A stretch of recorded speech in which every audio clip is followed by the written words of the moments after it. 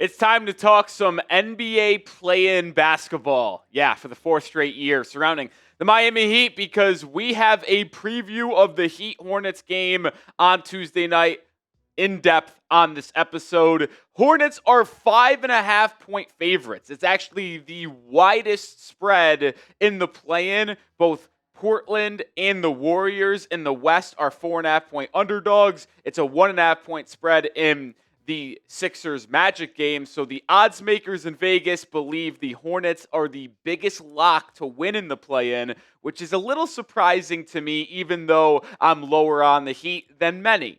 But I want to make sure you are subscribed to the channel because we will be live for the play-in Tuesday night, Heat Hornets. This is our thumbnail. If you see it, it means we're live. So click on it and join us. We'll be live 30 minutes before tip. So 7 p.m. Eastern Time, 6 p.m. Central Time. Join me. We'll even have producer Coop with us. How treated are we?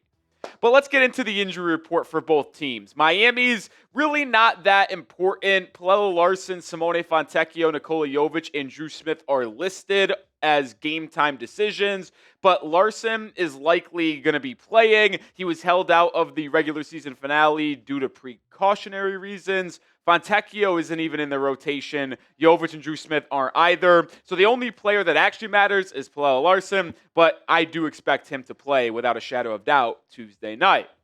For the Hornets, there is no even discussion to be had. They have an absolutely clean injury report, so no worries on Charlotte's end of things. They will have their fully healthy group. You look at the season series between these two squads. Miami has won 3 out of 4 games, but I will put an asterisk on that. Why? Well, 2 of the games happened in Miami back in the first month of the season. Literally in the first, 15 games of the year. Miami and Charlotte played twice in the Heat's building. Miami won both those games in blowout fashion. But after the deadline in the All-Star break where the Hornets started playing better basketball, Miami went into their building and won by a close game margin and then got blown out in Charlotte 136-106. So certainly a different Hornets squad than the first couple times these two teams met in late October, early November. And I think this further illustrates this to a higher degree. Since the All-Star break, the Hornets are 17-9, Miami's 13-12. But you look at the advanced metrics, and the Hornets are a top 5 team in basketball. Second best offensive rating, 4th best net rating. Meanwhile, even though the Heat do still have the 6th best offensive rating in the span, they are 16th in total net rating, and the defensive rating has fallen off of a cliff and 22nd in the NBA. So the Hornets have certainly been playing way better basketball than the Heat since mid-February. You look at the projected starting lineups for each team, I think the Heat are going to continue to ride with a double big lineup. That's what it sounds like from Eric Spoelstra. It does allow Miami to match up pretty evenly in the front court. You'll have Ware on Moussa Diabate. You'll have Bam on Miles Bridges, and then you'll have Andrew Wiggins guard the third-year forward, Brandon Miller. Now, the intriguing part is, what does Miami do in the backcourt? Because Canepa has been outstanding, and LaMelo Ball is one of those guards that's 6'6", 6'7", right? Might even be taller. Davion Mitchell's 6 feet. So how is he going to defend LaMelo if Ball looks to utilize that size advantage? Is Hero going to be able to chase Canepa around the perimeter in that first 4 or 5 minutes of the game?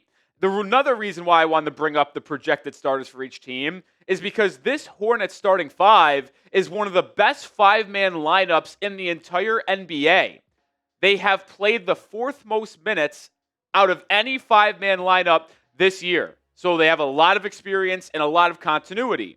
And if you actually filter it down to 5-man lineups that have played at least 150 minutes this season together, there's 37 5-man lineups that qualify. That starting group for the Hornets ranks 2nd in offensive rating, 15th in defensive rating, and 2nd in net rating out of those 37 qualified lineups. So simply put, that 5-man group for Charlotte is one of the best rotations in the entire NBA. Miami's going to have to come prepared because they might hit you with a massive uppercut to begin the game at home. Who you got? We're going to get into some keys to victory right now, but type MIA if you think the Heat win or CHA if you think the Hornets win. Get those votes down in the comment section. There's a conversation to be had if Miami should win this game and if it's the best thing possible for the Heat, which we'll divulge into that at the end of today's show. But if the Heat want to win this game, here are the 4 things they have to do. You have to make this an up-tempo, fast-paced game. The Heat have the number 1 pace in the NBA this season, 104.2. It's something Miami made a big-time effort to do early on in the year, and they've stuck by that to have the highest pace this year. Conversely, though, the Charlotte Hornets, they have the 26th pace in the NBA at 97.6. So if you want to win this game, you have to speed up the Charlotte Hornets because we know LaMelo Ball can be prone to turnovers. So if you get the Hornets running and gunning instead of their slower half-court run their sets type of system, LaMelo might turn the ball over, might allow you to get some points in transition a little bit easier. If you want to win this game, you're going to have to speed them up. 3 more keys to victory coming here in a second, but let's tell you about today's sponsor. The playoff push is heating up, and there's no better way to cash in if you're right on the high-flying hoops action than Prize Picks, America's #1 sports picks app. Every bucket, every dime, and every win means more when you're playing on Prize Picks. And with their brand new Team Picks market, you can now pick game winners, spreads, and totals on top of the player picks you already know. So cash in if you're right during all the clutch buckets, slam dunks, and Cinderellas this spring with Team Picks on Prize Picks. My favorite thing about Prize Picks, the versatility you can play with. You can go basketball. You can also go season long on football already, like I have here. More on Myles Garrett sacks, more on Puka Nacua touchdowns, and more on Bijan Robinson rushing yards. Download the Prize Picks app today and pick your first game winner, spread, or total as the playoff push rolls on. And get $50 in daily fantasy lineups when you play your first $5 lineup when you use code CLNS. That is code CLNS to get $50 in daily fantasy lineups when you play your first $5 lineup. Prize Picks, it's good to be right. Prize Picks Predict is a registered FCM offering team picks and culture picks as event contracts. Trading involves significant risk, not for all. The content provided is for informational and educational purposes only. It does not constitute investment advice, a recommendation to trade any commodity interest, or an offer to open an account. Chat Sports is not registered with the CFTC or NFA. Prize Picks Predict does not endorse or guarantee any statements made by third-party promoters or influencers. Please consult with a qualified professional before making any trading decisions. Second key to victory for the Miami Heat in this one. And I think this could be said in any series, any game, because the three-point shot is just the great equalizer in the NBA, really since Steph Curry's changed the NBA a decade plus ago. But it's specific to this matchup because the Hornets are one of the best three-point shooting teams in the entire league. You could argue they are the best three-point shooting team in the league. I mean, you look at the difference here between the Heat's defense in terms of defending the three and Charlotte's offense in terms of utilizing the three-point shot. The Hornets have the 3rd best three-point percentage as a team this season at 37.8, but they also shoot the most. They have the 2nd highest three-point field goal frequency at 48.7. That means 48.7% of their shots are three-pointers, which also conveys to them having the most three-pointers made per game this season at 16.4. And on the Heat's side of it, defensively, they are not the best defensive three-point team. They allow the 16th best three-point percentage. They allow 22nd most three-pointers made. Well, yeah, that checks out. I said that right. And then they allow opponents to shoot 41.9% of their shots from beyond the arc, which is 19th in the NBA. So bottom half defensively defending the three this year, which obviously is a mismatch because Charlotte gets them up a lot. The Heat allow that and don't defend the three as well. And you look at that number from Charlotte, and it says, all right, they average 16.4 made threes a game this season. I will make the statement right now, and we could come back to this on Tuesday night after the game. If the Charlotte Hornets make 16 or more threes Tuesday evening, they will win this game. Like, I would find it incredibly difficult to see Charlotte make 17, 18, 19 threes and the Heat lose. Or in the Heat win, excuse me. It's just not going to happen. You're going to have to hold Charlotte to 10, 11, 12 threes. Force them to utilize the shot inside the arc a little bit more. Got to defend the three. And this is kind of something that works hand in hand here, but you're going to have to keep the Charlotte Hornets off the glass. And it's not just the defensive rebounding. I am looking at the offensive rebounding. This gave Miami issues back in December, but over the course of the season, Charlotte has the 5th most offensive rebounds per game, 12.8.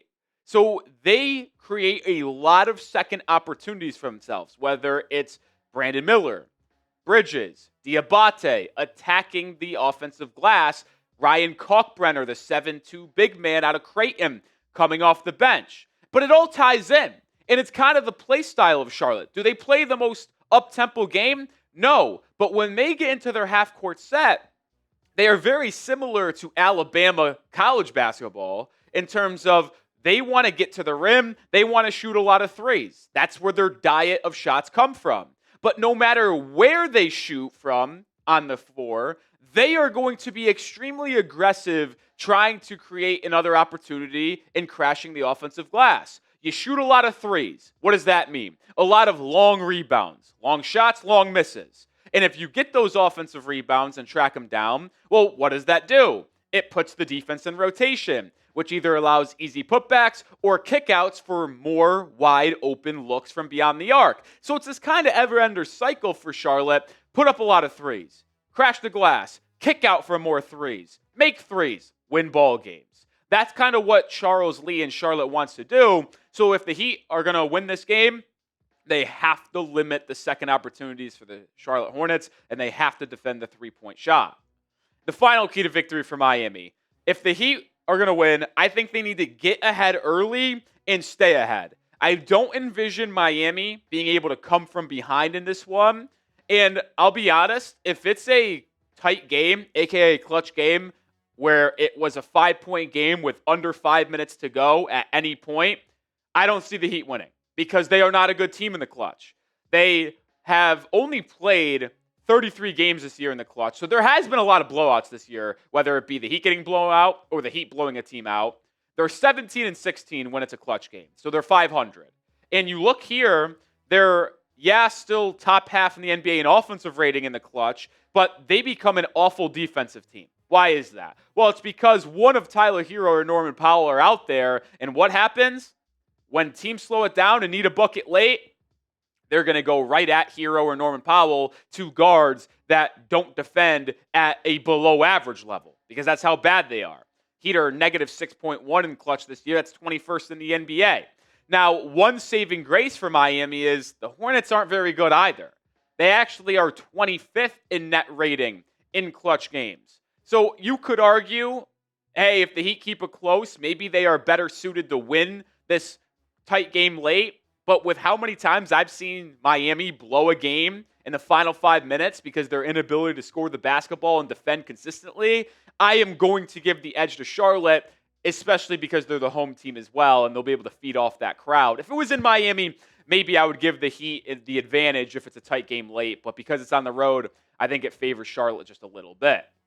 We're rounding out the show here in a second, but be honest. Do you want the Heat to win this game? Type W if you want them to win. Type L if you want them to lose. Let me know if you want the Heat to the lottery or advancing one more day to see if they can be the 8th seed and play the Pistons, which would need to happen if they win on Friday against the loser of Orlando and Philly. I've been very open about this. I am rooting for a loss. I just don't see how a win benefits Miami in any way. Now, I will say if the Heat do win this game and lose on Friday, that does not change their lottery spot. They would still be 13th. They don't fall behind Charlotte in the lottery just because they beat them in the play-in. That record is locked in the regular season. Now, Miami could obviously move back in the draft from 13 to 15 if they make the playoffs. They could move up to the 12th spot if both Portland and the Clippers win the play-in and make the playoffs from the western side, which would put Phoenix in the lottery, and the Heat have a worse record than Phoenix. So the Heat could finish with the 12th spot in the lottery, the 13th spot in the lottery, or if they make the playoffs, 15th. And with this Heat team that is so incredibly mid, they lose in 5 games to Detroit At best, it could even be a sweep. I think it's just better off to head to the offseason, get a higher draft pick, give yourself a small chance to move up in the lottery as well, to either draft a game-changing lottery talent or have another lottery pick to trade if you want to go out and get a blockbuster guy like a Giannis Antetokounmpo if that ends up coming to the forefront of trade rumors again this offseason. That'll do it for today's preview. We'll be live tomorrow and have a video in the morning, so make sure you subscribe and join us for our Heat Hornets play-in watch party.